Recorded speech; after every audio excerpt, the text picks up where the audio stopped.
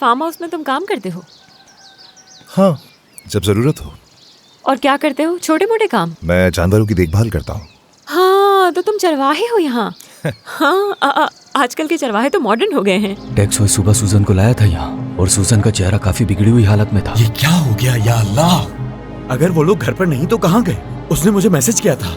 जाओ जाओ, सबको बताओ कि तुम मेरे मरहूम शौहर की नाजायज बेटी हो। कोई इरादा नहीं था।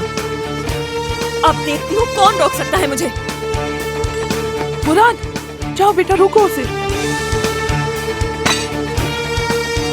पूछ सकता हूँ कि तुम कहाँ जा रही हो? वापस चले जाओ दूल्हे राजा।